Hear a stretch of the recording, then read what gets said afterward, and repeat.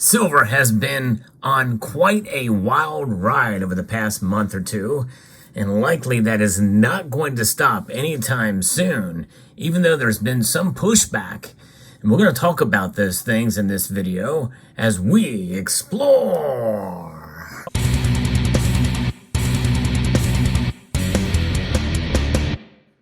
And these are the things we need to know right now about silver.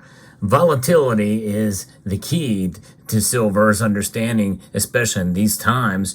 We live in volatile times, and that volatility spills over into the markets in general, and silver is not immune from that. Even though when we think of silver, we think of something that will preserve our wealth over the course of time. Time is a factor, and right now, it is not really doing that, especially if you trade the markets on a day-to-day basis. But that is the case with pretty much any kind of stock or commodity. Although silver, we don't see, and we should not see it as an investment, because silver does not pay dividends. It only reacts to the two different things that affect its price.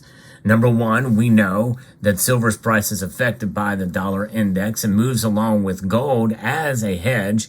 And so therefore, it can kind of move antithetically to the markets. And so therefore, we see that as a hedge, and we see that happen with gold a lot. But it tends to move at a more wild pace. In other words, when gold goes up, silver tends to go up even more. When gold goes down, silver tends to go down even more. But there's another factor to this that we should understand, especially now, is that silver is also, in fact, just as much, if not more so in some cases, an industrial metal. In other words, it's a commodity, and it'll trade like a commodity. And that is something that I think a lot of stackers out there really haven't come to full grips with. We must understand and recognize silver as that industrial metal, as that commodity. And it will move radically for those reasons too. And sometimes, in many cases, it will trade along with the general markets. This is one reason why we've seen the gold to silver ratio dramatically expand over the past several years. In fact, even longer than that. There was a time when the gold to silver ratio was trading comfortably in the 60s range, and that would tend to be the normal gold to silver ratio. We've seen it narrowed down to 33 back in 2011, and even narrower than that in 1980. But you take away those two anomalies, and that's exactly what they were, well, you're going to see silver move rapidly and away from gold, really, in a sense. That's the nature of the beast in terms of silver. As technology advances, so does silver's use. It diversifies. It's the most versatile metal on the periodic table, hands down. Now, silver is not used as much as copper or iron, no question about that. But those metals aren't nearly as diverse as silver is for its uses across the spectrum in science, technology, and in industry. It's pretty amazing, and it really is. That's why I really like silver. And by the way, stay tuned, because I'm going to show you a piece of silver that I think it's always good for every silver stacker to have some silver that they can actually touch and handle. The silver that you see here is wrapped. It is covered. It is protected in a way, in a sense. And why is that this occurs? Well, partially to sort of protect it, at least in part, again, that's the key phrase, from being tarnished.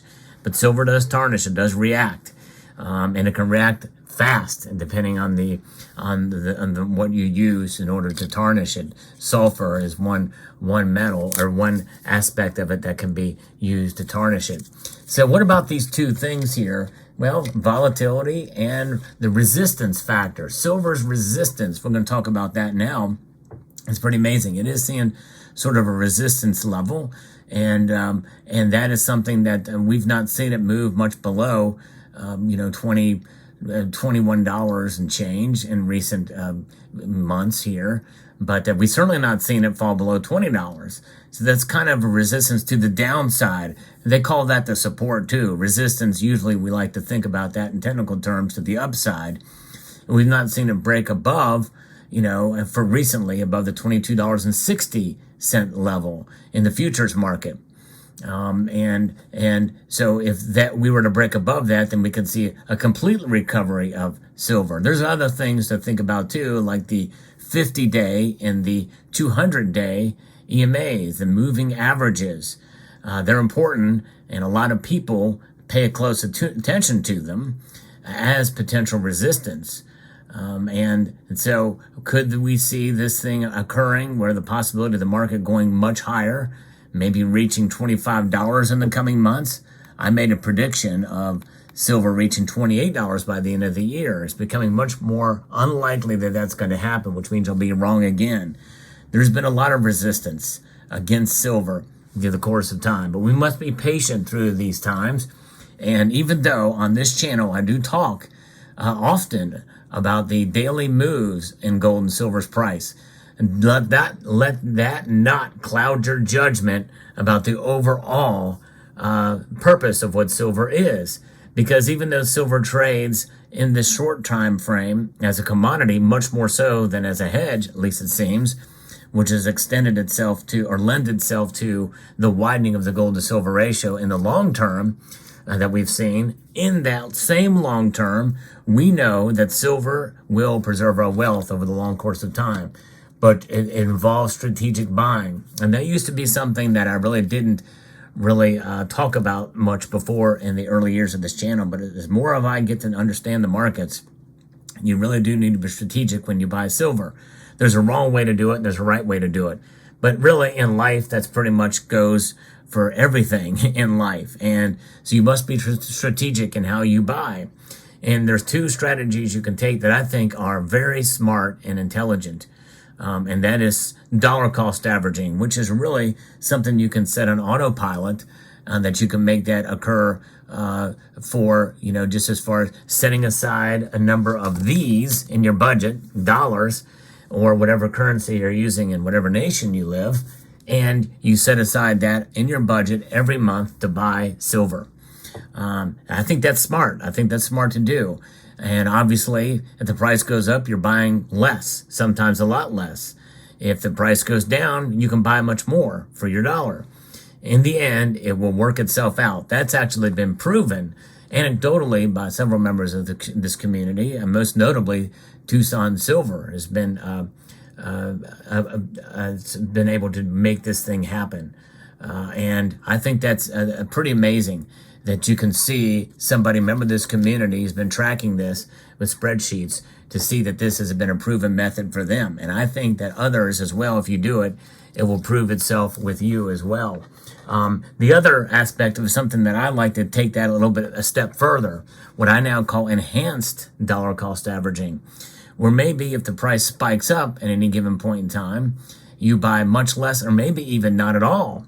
Yeah. Nope, don't buy at all during a massive spike, especially if it continues. And then maybe you buy more and a lot more. You set aside a little bit extra money for cases where you can spend it in a case where you can really take advantage of that, where you buy more and a lot more. But, that just depends on the person. And obviously, you've got to pay attention to the markets and the fluctuations in price. And there's some risk involved in that to some extent because, as the price moves up, there's a chance it may not come back down for quite a while. Therefore, you have to understand that risk and take it accordingly. But by and large, right now, where we are at is a situation where we need to be able to see those resistance points and make note of that, and also understand its volatility. And especially with what's going on in the world today, we have got unrest, massive unrest in the Middle East. A lot of unknown variants that could take place there. And that could have a dramatic impact. We have economic uncertainty right now. Even though some of the numbers seem to be telling us that everything is okay, well, there's a lot of cracks in the system. And there's a lot of things going on in the banking industry that, I think that is not being talked about much anymore. Could we have worked our way through these bank failures and is everything okay? I think not, based off of what we've seen in recent history, a la 2007, 2008. It was 6-7 months between the bank failures that we saw at the beginning to the big bank failures that we saw later on. And a lot of what we have seen, especially if you watch The Big Short, They said, well, there's so much happening now that was going on then that's still happening now. So keep that in mind. And, we don't want to scare anybody, but at the same time, you be prepared for the worst and hope for the best, as is the case with anything. If the economy really is as resilient as they say, and we get ourselves through this, I'm going to keep an open mind that that's a possibility, no matter who's in charge politically. I've always said this, no matter what administration, no matter how much you may loathe any particular party or president or politician, if America does well, I want to applaud that. I want to cheer that along, because I believe that the free market exercises itself in spite of regulation and in spite of the conditions from which that stifle it. And so I'd say we should applaud the free market, because the free market is made up of people. And I don't care what political side of the political aisle or spectrum you may be. If you have a small or a large successful business that is doing well, in spite of the regulation and the factors that may work against it, you're doing a wonderful thing. I think you're contributing to the economy, you're creating jobs, and I think that's a great thing. That's part of what makes America great. The ingenuity of the entrepreneur is absolutely mind-blowing and breathtaking, and I applaud it no matter where you lie on the political spectrum. And but nonetheless, aside from that kind of progress is going to involve silver as well. And so I think that's why silver's long-term future is good, really no matter what, which is why I believe in the metal. And not necessarily because of where the price is going to be from one day to the next, or 1 month to the next, or even from 1 year to the next, but because of the value that it has in society, both as a monetary metal, whether it be dormant, whether it be commodity money as it's seen now, or not. But also its industrial uses, which are quite profound. So there you have it. Let me know what your thoughts are on this video. Hope you found this video informative, insightful, and educational. Would like to extend a multitude of gratitude to each and every one of you for taking the time to watch, and to encourage you to please rate, share, comment, and subscribe.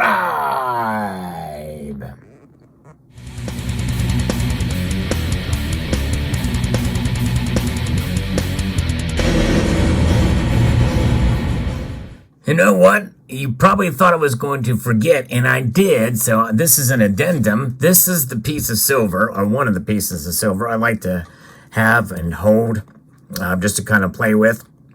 And this is a 2-ounce turtle that I got a number of years ago. It's got some natural patina to it, but I like thick silver. That is something that, I'm down with the thickness when it comes to silver. I think and gold too, but silver especially here. And so these turtles are just very, very well done, I think, from the island of Niue, issued through the island of Niue, a $5 denomination. And this is back when the radio lines were all the rage for security features. First started with the Royal Canadian Mint, but have moved on. So this is one of the turtles that I have here. Just a really cool piece here that I've got. So do you have a piece of silver that you like to just fondle with, just kind of take out and look at, a desk piece, as it were? This is what this is. So hope you found it. There you go. Hope you like that. All right. Thank you. Okay? Thank you.